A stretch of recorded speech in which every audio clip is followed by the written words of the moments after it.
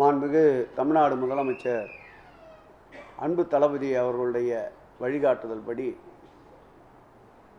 திராவிட model அரசு பொறுப்பேற்ற பிறகு துறையில் இருக்கின்ற காலி பணியிடங்களை நிரப்பினால்தான் திருக்கோயிலுடைய பராமரிப்பும் திருக்கோயிலுக்கு வருகின்ற பக்தர்களுடைய அடிப்படை தேவைகளை நிறைவு செய்வதற்கும் திருக்கோயிலில் நடைபெற வேண்டிய திருப்பணிகளை குறித்த காலத்தில் தொடர்வதற்கும் திருக்கோயில் சார்ந்த சொத்துக்களை பராமரிப்பதற்கும் திருக்கோயில் சார்ந்த திருக்குளங்கள், திருத்தேர்கள், நந்தவனங்கள் மற்றும் திருக்கோயிலுக்கு தேவைப்படுகின்ற முடிக்காணிக்கை மண்டபங்கள், விருந்து மண்டபங்கள், பக்தர்கள் தங்கும் விடுதி போன்ற பல்வேறு வகையான பணிகளையும் திருக்கோயிலுக்கு சேர வேண்டிய வாடகைகள் நிலுவை இல்லாமல் வசூலிப்பதற்கும் போன்ற பணிகள் நிறைவேற்றப்பட வேண்டுமென்றால் போதிய அளவு பணியாளர்கள் தேவை என்பதை கருத்தில் கொண்டுதான் மாண்புமிகு தமிழக முதலமைச்சர் அவர்கள்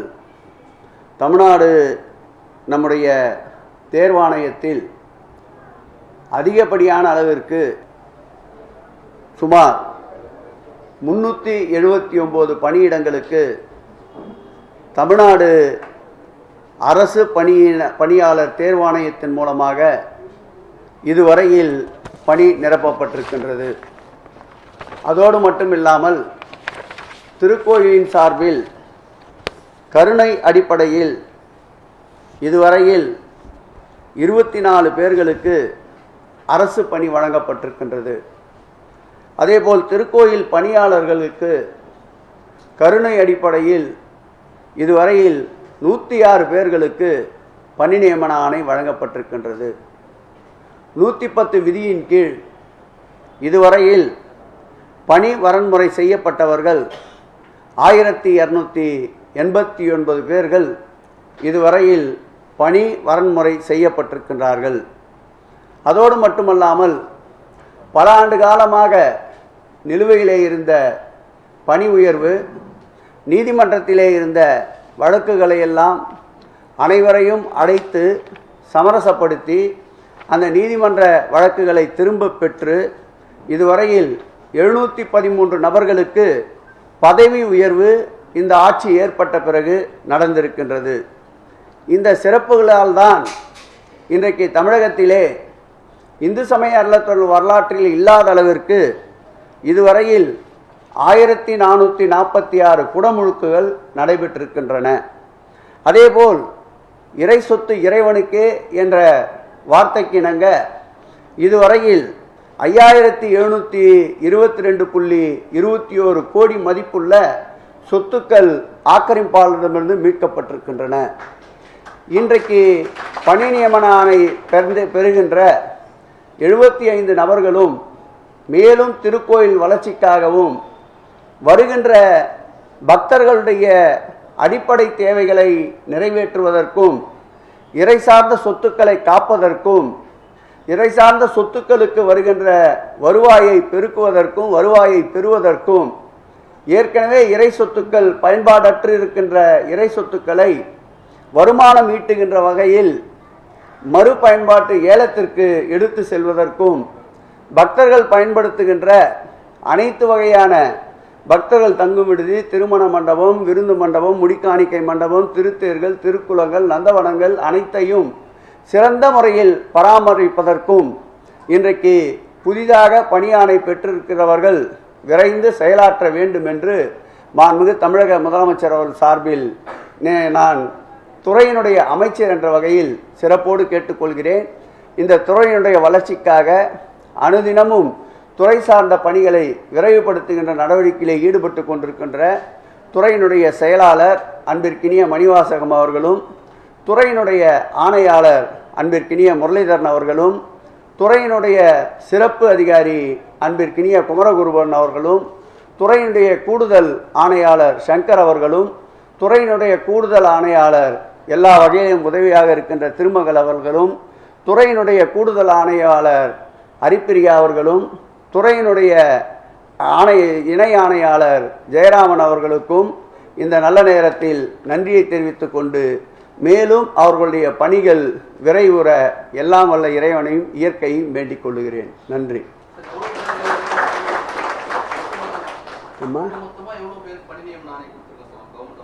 இதுவரையில் அரசு தேர்வு ஆணையத்தின் மூலமாக தேர்வு செய்யப்பட்டவர்களுடைய எண்ணிக்கை 379. அதேபோல் திருக்கோயிலின் சார்பில் பணி வரன்முறைப்படுத்தப்பட்டவர்களுடைய எண்ணிக்கை 1289. அதேபோல் திருக்கோயிலுடைய பணியாளர்கள் இறந்த பிறகு வாரிசுதாரர்களுக்கு சுமார் 106 பேர்களுக்கு இதுவரையில் பணி நியமன ஆணை வழங்கப்பட்டிருக்கின்றது. அதோடு திருக்கோயில் சார்பில் இந்த அரசு பணியாளர்கள் 24 பேர்களுக்கு கருணை அடிப்படையில் பணி நியமன ஆணை வழங்கப்பட்டிருக்கின்றது. அதேபோல் நீண்ட நெடுங்காலமாக நிலுவையில் இருந்த 10 ஆண்டுகளுக்கு மேலாக நிலுவையில் இருந்த பணி உயர்வு 713 நபர்களுக்கு வழங்கப்பட்டிருக்கின்றது. இந்த உத்தரவுகள் அனைத்தும், இந்த செயல்கள் அனைத்தும் இந்து சமய அறநிலையத்துறை வரலாற்றில் இவ்வளவு குறுகிய காலத்தில் இந்து சமய அறநிலையத்துறை சட்டம் உருவாக்கப்பட்ட 1959ஆம் ஆண்டிலிருந்து இவ்வளவு நிறைவான பணிகள் இந்த ஆட்சியில், திராவிட மாடல் ஆட்சியில், மாண்புமிகு தமிழக முதல்வர் ஆட்சியில் தான் நடைபெற்றிருக்கின்றது. காலி பணியிடங்களை பொறுத்தளவில் அந்தந்த திருக்கோயில்களில் தேவைப்படுகின்ற பணியிடங்களுக்கு முறையாக பத்திரிகையில் விளம்பரப்படுத்தி அதன் வரப்பெறுகின்ற மனுக்களை குழுக்களை, ஆணையாளர் அனுமதியோடு குழுக்களை அமைத்து அவர்களிடம் நேர்முக தேர்வு நடத்தி தகுதியானவர்களை பணி நியமனம் செய்கின்ற பணி தொடர்ந்து நடைபெற்று கொண்டிருக்கின்றது. அதில் சட்டம் என்ன சொல்லுகிறது என்றால், திருக்கோயிலுடைய வருவாயில் 33% இந்த சம்பளம் இருக்க வேண்டும் என்று ஒரு சட்டம் இருக்கின்றது. ஆகவே 40% மேற்படாமல் இருக்க வேண்டும் என்று சட்டம் இருப்பதால் அந்த 40% திருக்கோயில் வருவாயில் பணியாளர்களுக்கு பணி நியமனங்கள் தேவைப்படுகின்ற பணியாளர்களை தேர்வு செய்கின்ற பணி நடந்து கொண்டிருக்கின்றது.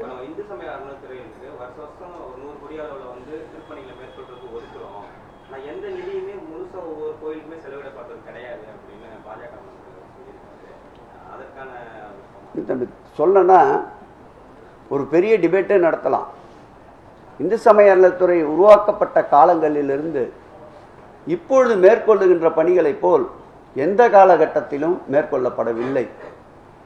கடந்த 10 ஆண்டுகளை அதிமுக ஆட்சியை ஒப்பிடுகையில் இந்த 34 மாதங்களில் இந்த துறை செய்திருக்கின்ற சாதனைகள், இந்த 10 ஆண்டு சாதனைகளை அவர்கள் செய்திருக்கின்ற பணியை மிஞ்சுகின்ற அளவிற்கு சாதனை செய்திருக்கின்றோம். குறிப்பாக கூற வேண்டுமென்றால், அரசு சார்பிலே ஒதுக்கப்படுகின்ற நிதி இந்த ஆட்சியில்தான் அதிகமான அளவு ஒதுக்கீடு செய்யப்பட்டிருக்கின்றன. அது கிராம கோயில்களிலே இருக்கின்ற ஒருகால பூஜை திட்டத்திலே இருக்கின்ற திருக்கோயில்கள் என்று பார்த்தால், இதுவரையில் இந்த ஆட்சி ஏற்பட்ட பிறகு சுமார் 200 கோடி ரூபாயை மாண்புமிகு முதலமைச்சர் அவர்கள் ஒதுக்கி இருக்கின்றார். ஏற்கனவே இந்த கோயில்களுக்கு 12947 திருக்கோயில்களுக்கு 1 லட்சம் ரூபாய் என்ற இந்த வைப்பு நிதியை ஒரே தவணையாக 2 லட்சம் ரூபாயாக உயர்த்தி 130 கோடி ரூபாயை அரசு மானியமாக வழங்கியது.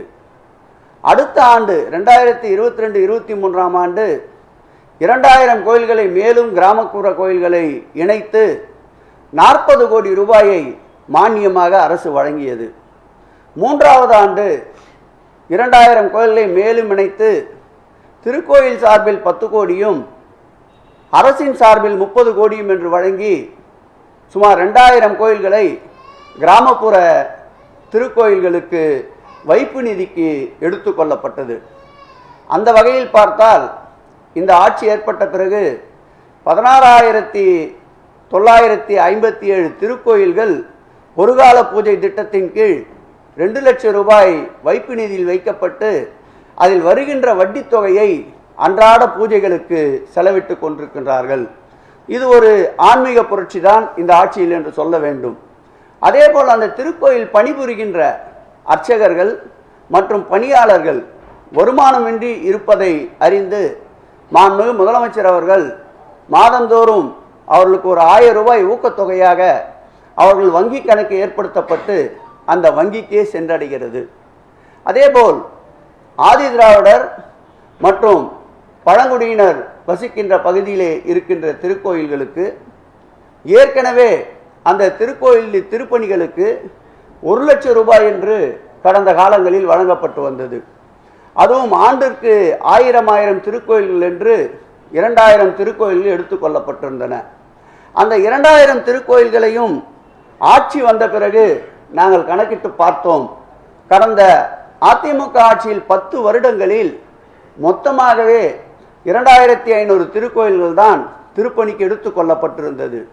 இந்த ஆட்சி ஏற்பட்ட பிறகு அந்த செலவின தொகை என்பது திருப்பணிக்கு 1 லட்சம் ரூபாய் போதாது என்று மாண்புமிகு முதலமைச்சருடைய கவனத்திற்கு கொண்டு சென்றவுடன் அதை 2 லட்சம் ரூபாயாக ஆக்கி 1000 திருக்கோயில் என்று இருந்ததை 1250 கிராமப்புற திருக்கோயில்களுக்கும் 1250 கோயில் ஆதி திராவிடர் பகுதியில் வசிக்கின்ற மக்கள் வசிக்கின்ற இடத்திலே இருக்கின்ற திருக்கோயில்களுக்கும் ஒதுக்கீடு செய்ய உத்தரவிட்டார். அந்த வகையில் 2022-23 ஆண்டிற்குண்டான 1250 திருக்கோயில்களுக்கு என்று 2500 திருக்கோயில்களுக்கு மாண்புமிகு தமிழக முதலமைச்சர் அவர்களே அனைத்து திருக்கோயிலுடைய பூஜாரிகளையும் வரவழைத்து அவருடைய திருக்கரங்களாலேயே 2500 திருக்கோயில்களுக்கு திருப்பணிகளுக்கு காசோலைகளை வழங்கினார். அதுபோல் இதுவரையில் 5000 திருக்கோயில்கள் திருப்பணி செய்வதற்கு காசோலைகள் 100 கோடி ரூபாய் வழங்கப்பட்டிருக்கின்றது. இந்த ஆண்டிற்குண்டான அதேபோல் 2500 திருக்கோயில்கள் தேர்வு செய்யப்பட்டு வெகு விரைவில் காசோலைகள் வழங்கப்பட இருக்கின்றது. இதோடு மட்டுமில்லாமல் 1000 ஆண்டுகளுக்கு மேற்பட்ட திருக்கோயில்கள் நம் மன்னர்கள் நமக்கு விட்டு சென்ற பொக்கிஷம் என்பதால் அந்த திருக்கோயிலை பாதுகாப்பதற்கு புனரமைப்பதற்கு டிஆர்ஓ அளவிலே ஒரு அதிகாரியை நியமித்து ஜானகி என்ற ஒரு அம்மையார் அந்த திருப்பணிகளை பார்வையிடுவதற்காக நியமிக்கப்பட்ட அவர் ஒட்டுமொத்தமாக தமிழகத்தில் 707 திருக்கோயில்கள் 1000 ஆண்டுகளுக்கு பழமையான திருக்கோயில் இருப்பதை கணக்கிட்டு அந்த திருக்கோயிலுடைய ஒட்டுமொத்த ஆவணங்களையும் தயார் செய்து தற்போது மாண்புமிகு தமிழக முதலமைச்சருடைய கவனத்திற்கு கொண்டு சென்றவுடன் 2022-23 ஆண்டு 100 கோடி ரூபாயை அரசு சார்பில் மானியமாக வழங்கினார். 2023-24 ஆண்டு 100 கோடி ரூபாயை அரசு சார்பில் வழங்கினார். இந்த ஆண்டு நிதிநிலை அறிக்கையில் மேலும் 100 கோடி ரூபாயை வழங்கியிருக்கின்றார். கடந்த 2 ஆண்டுகள் வழங்கிய அந்த அரசினுடைய மானியத்தோடு சேர்த்து உபயதாரர்கள் திருக்கோயில் நிதி 106 கோடி ரூபாயை சேர்த்து சுமார் 306 கோடி ரூபாய் செலவில் 127 திருக்கோயில்களில் திருப்பணிகள் மேற்கொள்ளப்பட்டு அந்த திருப்பணிகளில் 27 திருக்கோயில்களில் குடமுழுக்கும் நடந்திருக்கின்ற ஒரு சரித்திர சாதனையை இந்த ஆட்சி புரிந்திருக்கிறது என்பதை எடுத்துக்கூற கடமைப்பட்டிருக்கின்றேன். அந்த வகையில் 49 பிரிவு 1 கீழ் இருக்கின்ற திருக்கோயில்கள் ஆண்டிற்கு 10,000 ரூபாய்க்கு குறைவான வருவாயுள்ள திருக்கோயில்கள் இந்த ஆண்டு அதிக அளவிலே திருப்பணிகள் மேற்கொள்ள வேண்டும் என்று மாண்புமிகு தமிழக முதல்வர் உத்தரவிட்டிருக்கின்றார். அந்த தகவல்களை சேகரிக்கின்ற பணியும் துறை சார்பில் முடக்கிவிடப்பட்டிருக்கின்றது. அந்த திருக்கோயில்களையும் புனரமைத்து குடமுழுக்கு நடப்பதற்குண்டான நடவடிக்கைகளை மேற்கொள்ள இருக்கின்றோம். இந்த ஆட்சியில்தான் தெய்வங்களும் மகிழ்ச்சியுறுகின்ற அளவிற்கு இந்து சமய அறநிலையத்துறை தன்னுடைய பணிகளை மாண்புமிகு தமிழக முதலமைச்சர் அவருடைய நல் வழிகாட்டுதலில் சிறப்போடு செயலாற்றுகிறது என்பதை தெரிவித்துக் கொள்கிறேன்.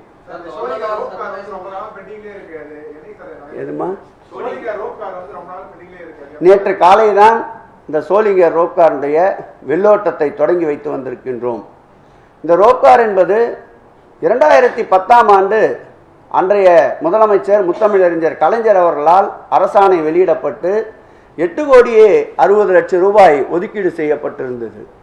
கடந்த 10 ஆண்டு காலமாக அந்த பணியை நிறைவு செய்யாமல் தேர்தல் அறிவிப்பதற்கு அன்றைய தினம் காலை 26/2/2021 அன்று அந்த ரோப்கார் திறப்பு விழாவை அன்றைய முதல்வர் நடத்தி முடித்து விட்டார். ஆட்சிக்கு வந்த பிறகு ஜூலை மாதம் இந்த ரோப்கார் பணி குறித்த ஆய்வுக்கு சென்றபோது திடுக்கிட்டோம். கிட்டத்தட்ட 50% பணிகள் கூட நிறைவேறாத நிலையில் ரோப்கார் ஏற்படுத்தப்பட்ட பிறகு வருகின்ற பக்தர்களுக்கு பார்க்கிங் வசதி, குடிநீர் வசதி, அவர்கள் தங்கி அந்த ரோப்காரிலே பயணம் செய்வதற்கான தங்குமறை, அதேபோல் கழிப்பிட வசதி, உணவகங்கள், கடைகள் எதுவுமே திட்டமிடப்படாமல் வெறும் ரோப்காரை 50% பணிகள் முடிந்த ரோப்காரை மக்கள் பயன்பாட்டிற்கு அளித்த விந்தை அந்த ஆட்சியாளர்கள் தான் நடத்த முடியும். அதன் பிறகு அந்த பணிகளை மேற்கொண்டு அந்த மாவட்டத்துடைய அமைச்சர் அருமையண்ணன் காந்தி அவர்கள் ஏற்பாட்டில் சுமார் 12 கோடி ரூபாய் உபயதார நிதியாக பெறப்பட்டு தங்குமிட வசதி, அதேபோல் உணவகங்கள், கழிப்பறைகள் ஆண் பெண் மற்றும் மாற்றுத்திறனாளிக்கு தனித்தனியாக, குடிநீர் வசதி, வெளியிலே பார்க்கிங் வசதி, லான் போன்றவை ஏற்பாடு செய்யப்பட்டு நேற்றைக்கு வெள்ளோட்டம் விடப்பட்டது. கூடிய விரைவில் ரோப்காரை மக்கள் பயன்பாட்டிற்கு அளிப்போம் என்பதை அந்த ஆட்சியில் தவறிய பணிகளை கூட மக்கள் நலன் கருதி மக்களுக்கு பயன்படுகின்ற பணிகளை இந்த ஆட்சியில் தொடர்ந்து நடத்தி கொண்டிருக்கின்றோம் என்பதை மகிழ்ச்சியாக தெரிவித்துக் கொள்கிறேன்.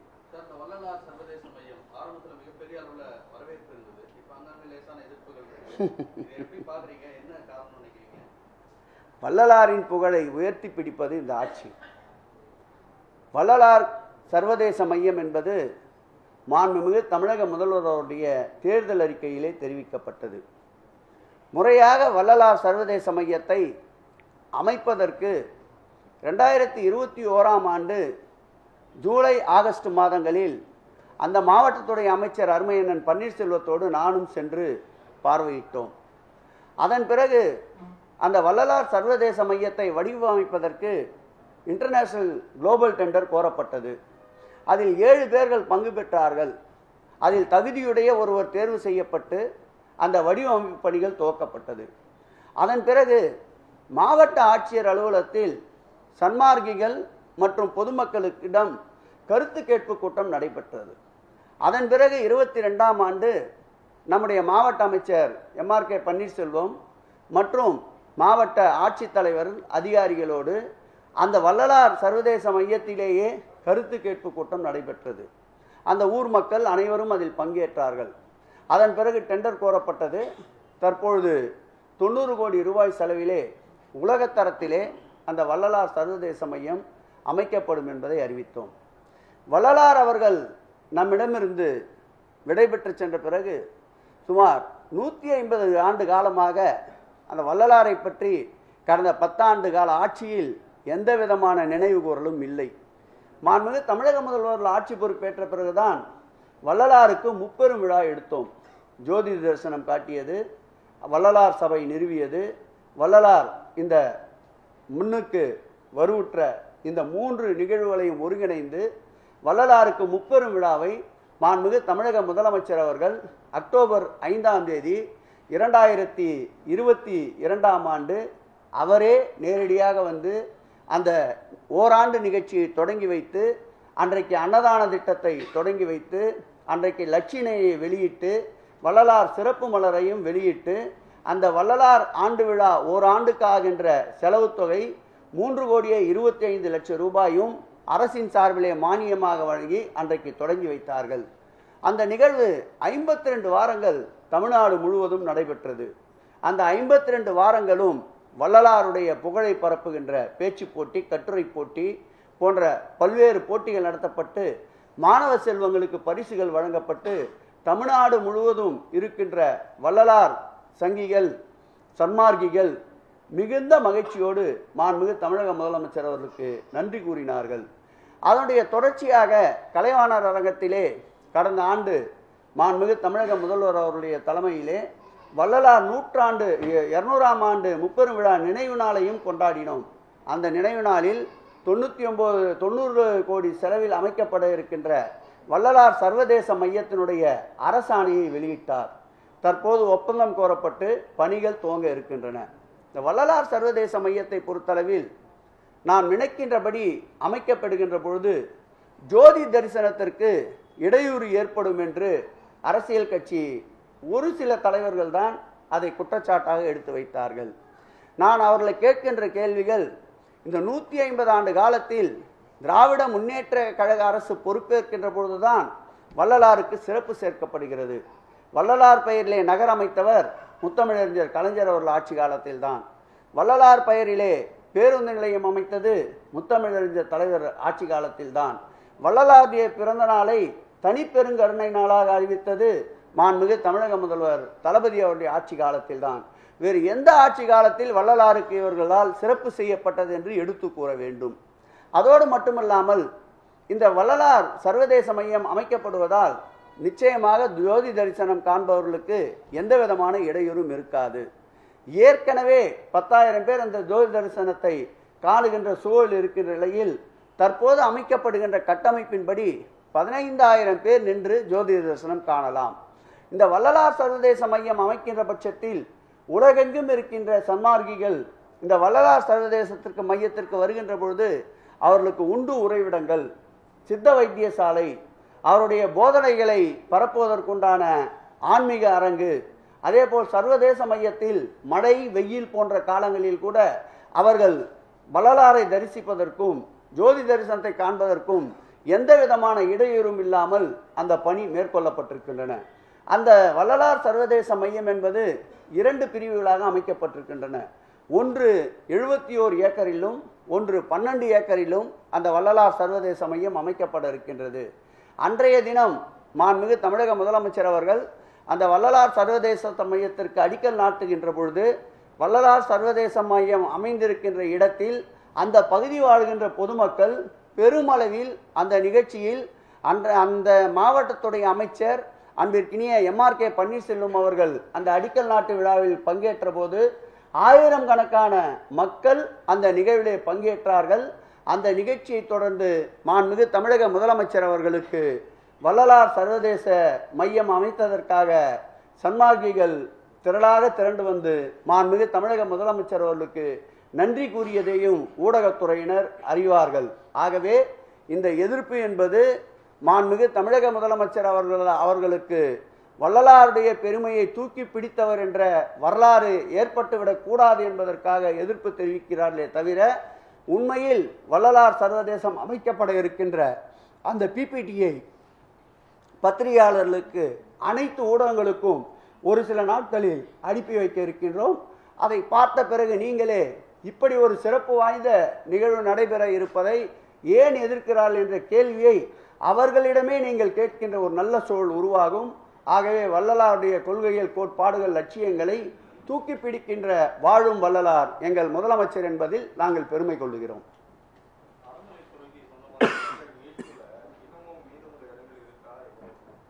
அது அளவிட்டு சொல்ல முடியாது.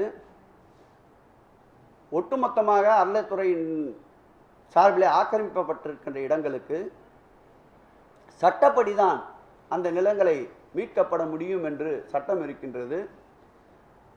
இணை ஆணையர் அறையிலே இருக்கின்ற நீதிமன்றங்களில் முதலில் 78 சட்டப்பிரிவின்படி ஆக்கிரமிப்புகளை அகற்றுவதற்கு நோட்டீஸ் விடப்படுகிறது. அதற்கு அவர்கள் நீதிமன்றத்திலே வழக்காடுகிறார்கள். அந்த இணை ஆணையர்கள் அளவிலே இருக்கின்ற நீதிமன்றங்கள் தீர்ப்பை எதிர்த்து ஆணையாளருக்கு முறையிடுகிறார்கள். ஆணையாளருக்கு பிறகு செயலாளருக்கு முறையிடுகின்ற வசதிகள், வாய்ப்புகள் இருக்கின்றது. அது மாத்திரமல்லாமல் பல வழக்கில் நீதிமன்றங்களுக்கு செல்லுகிறார்கள். இந்த தடைகளை எல்லாம் உடைத்துத்தான் இந்த ஆக்கிரமிப்புகளை மீட்டு கொண்டு வருகின்றோம். இந்த மீட்பு வேட்டை என்பது தொடர்ந்து நடந்து கொண்டே இருக்கும். தற்போது வரையில் சுமார் 5722 கோடியே 21 லட்சம் மதிப்புள்ள நிலங்கள் மீட்கப்பட்டு வருகின்றன. மாதந்தோறும் நடக்கின்ற இணையாளர் கூட்டத்திலே தொடர்ந்து ஆக்கிரமிப்புகளை மீட்கின்ற நடவடிக்கை குறித்து ஆய்வுகளை மேற்கொள்கிறோம். தொடர்ந்து இந்த ஆக்கிரமிப்பு நிலங்கள் மீட்கப்படுகின்ற நடவடிக்கை தொடர்ந்து கொண்டே இருக்கின்றது. அதனுடைய அளவை நிர்ணயித்து கூற முடியாது. மீட்கப்படுகின்ற இடங்களை குறித்த விவரங்களை நாங்கள் தொடர்ந்து வெளியிட்டு கொண்டிருக்கின்றோம். ஏற்கனவே 2 பாகங்கள் புத்தகமாக அச்சிட்டு வெளியிட்டிருக்கின்றோம். 3வது பாகத்தையும் வெகு விரைவில் மீட்கப்பட்ட இடங்களுடைய நிலையை குறித்து அறிவிக்க வெளியிட்டிருக்கின்றோம். ஒரு கால அளவிற்குள் எவ்வளவு இடங்கள் மீட்க முடியும் என்பதையும் பத்திரிகையாளத்தில் நிச்சயமாக தெரிவிப்போம் என்பதை தெரிவித்துக் கொள்கிறேன். அதாவது திருச்செந்தூர் திருக்கோயிலை பொறுத்தளவில் எக்ஸிஎல் நிறுவனத்தின் சார்பில் 200 கோடி ரூபாய் அளவிற்கு உபயதார ரீதியாக பணிகள் மேற்கொள்ளப்பட்டிருக்கின்றன. இந்து சமய அறநிலையத்துறையின் சார்பில் சுமார் 100 கோடி ரூபாய் அளவிற்கு பணிகள் தொடங்கப்பட்டு விட்டன. அதோடு மட்டுமில்லாமல் அங்கு இருக்கின்ற பக்தர்கள் விடுதியை அறகுறையாக கடந்த ஆட்சியாளர்கள் விட்டு சென்றதில் 20 கோடி ரூபாய் அளவிற்கு கூடுதலாக செலவு செய்து அந்த பக்தர்கள் தங்கும் அறை தற்போது தயார் செய்யப்பட்டு வருகின்றன. கடல் அரிப்பினால் அவ்வப்போது கடலில் ஏற்படுற சீற்றங்களை தொடர்ந்து தடுப்பதற்கும் பக்தர்கள் கடலில் கால் நினைப்பதற்கும் உதவியாக இருப்பதற்காக 20 கோடி ரூபாய் செலவில் கடற்கரை ஓரமாக கற்களை கொட்டுகின்ற பணியும் தற்போது மேற்கொள்ளப்பட இருக்கின்றன. அந்த வகையில் பார்த்தால் தமிழகத்திலேயே இதுவரையில் மேற்கொள்ளப்பட்ட பணிகளில் பெரும் தொகையில் மேற்கொள்ளப்படுகின்ற பணி முதல் பணியாக இந்த பணி இருக்கும் என்று இந்து சமய அறநிலையத்துறை கருதுகிறது. 2025ஆம் ஆண்டு டிசம்பர் மாதத்திற்குள் இந்த பணிகளை நிறைவு செய்வதற்கு துரிதமாக முடுக்கிவிடப்பட்டிருக்கின்றது.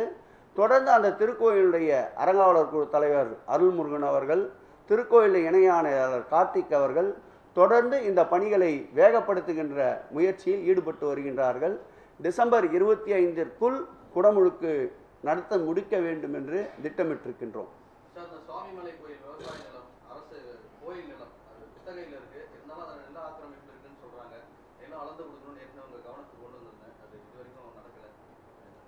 நான் ஏற்கனவே சொன்னது போலதான், குறித்தவுடன் இது ஆக்கிரமிப்பு நிலம் என்று தெரிந்து நேரடியாக போய் எடுக்க முடியாது. திருக்கோயிலுடைய சட்டத்திட்டத்தின்படி அதற்கு முறையாக 78 சட்ட விதிகளின்படி அவர்களுக்கு நோட்டீஸ் கொடுக்க வேண்டும். அதன் பிறகு அவருடைய பதிலை ஏற்றுக்கொண்டு அவர்கள் வழக்கு தொடுத்தால் 4 கட்ட நீதிமன்றங்களை நாட வேண்டிய சூழ்நிலை இருக்கின்றது. நீங்கள் எங்கள் கவனத்திற்கு கொண்டு வந்தவுடன் இணையாளரை அனுப்பி ஆய்வு செய்து அது குறித்து நடவடிக்கைகளை மேற்கொள்ள சொல்லி இருக்கின்றோம். எவ்வளவு விரைவாக முடியுமோ அவ்வளவு விரைவாக அந்த பிரச்சனைக்கு தீர்வு காணுவோம். அதான் எவ்வளவு விரைவாக இந்த பிரச்சனைக்கு தீர்வு காண முடியுமோ அவ்வளவு விரைவாக அந்த பிரச்சனைக்கு தீர்வு காணுவோம். நம்முடைய நிலங்கள் பார்க்கின்ற டிஆர்ஓ கூட நீங்கள் சொல்வதை கேட்டுக்கொண்டிருக்கின்றார். அவரிடம் ஏற்கனவே இந்த தகவலை எடுத்து கூறியிருக்கின்றேன். அவரும் இணை ஆணையாளரோடு சேர்ந்து அந்த இடத்தை ஆய்வு செய்து வந்திருக்கின்றார்கள். விரைவான நடவடிக்கை நிச்சயமாக மேற்கொள்ளப்படும். டைவர்ட் ஆகிடும். இது நல்லா போகுது. நீங்கள் இல்லை, வெறும் கிளாம்பாக்கம் தான் ஃபோக்கஸ் ஆகும். இவ்வளோ இப்பயும் எந்த பிரச்சனையும் இல்லைன்ற சூழ்நிலை தான் நிலவுது. அதெல்லாம் அதாவது சென்ட்ரல் ராஜீவ்காந்தி மருத்துவமனைக்கு சென்று பாருங்கள். பேருந்து நிலையத்திற்கு செல்லுகின்ற பயணிகள் எப்பொழுதும் நிழற்குடையிலே இருப்பார்கள். நிச்சயமாக கிளாம்பாக்கம் பேருந்து நிலையத்தை வரையில் ஒரு சில அரசியல் கட்சிகள் அதை ஊதி பெரிதாக்க நினைக்கின்றன. நாட்டினுடைய வளர்ச்சி, நாட்டினுடைய மக்கள் பெருக்கம் இவைகளை கணக்கிட்டுத்தான் தொலைநோக்கு பார்வையில் பல திட்டங்களை நாம் கொண்டு வருகின்றோம்.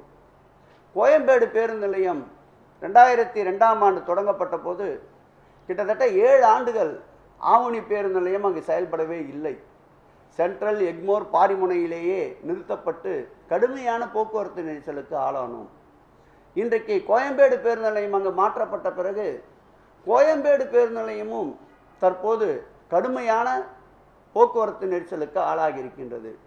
இதை கணக்கிலிட்டுத்தான் கிளாம்பாக்கத்தில் எந்த ஆட்சியில் கொண்டு வரப்பட்ட திட்டம் என்பதை கருத்தில் கொள்ளாமல் இது பயனுள்ளதாக இருக்கும் என்று மாண்புமிகு தமிழக முதல்வர் அமைச்சர் அவர்கள் நிலுவையிலே இருந்த 30% அளவிற்கு நிறைவு பெற்றிருந்த பணிகளை 70% பணிகளை துரிதப்படுத்தி இந்த 2.5 ஆண்டுகளில் பணிகளை முடித்து இருக்கின்றோம். அந்த பணிகளை வடிவமைக்கின்ற பொழுது 2013ஆம் ஆண்டு அறிவிக்கப்பட்ட கிளாம்பாக்கம் பேருந்து நிலையம் தேவையான கட்டமைப்புகளை உருவாக்குவதற்கு அன்றைய தினம் தவறிவிட்டார்கள். அதற்குண்டான கட்டமைப்புகளை படிப்படியாக உருவாக்கி கொண்டிருக்கின்றோம். நிச்சயமாக இன்றைய தினத்தை பொறுத்தளவில் கிளாம்பாக்கம் பேருந்து நிலையத்தில் எந்த பிரச்சனையும் இல்லை. எப்பொழுதுமே புதிதாக ஒரு கட்டமைப்பை உருவாக்குகின்ற பொழுது சிறு சிறு பிரச்சனைகள் இருப்பது இயல்பு. அந்த குறைகளை எல்லாம் கண்டறிந்து அதை களைந்து கொண்டிருக்கின்ற ஆட்சியாக இன்றைக்கு கலைஞர் நூற்றாண்டு கிளாம்பாக்கம் பேருந்து நிலையம் பயணிகளுடைய தேவைக்கு மிக பெரிய அளவில் உதவியாக இருக்கின்றது. மேலும் இருக்கின்ற அடிப்படை தேவைகளை நிச்சயமாக இந்த அரசு படிப்படியாக நிறைவேற்றும்.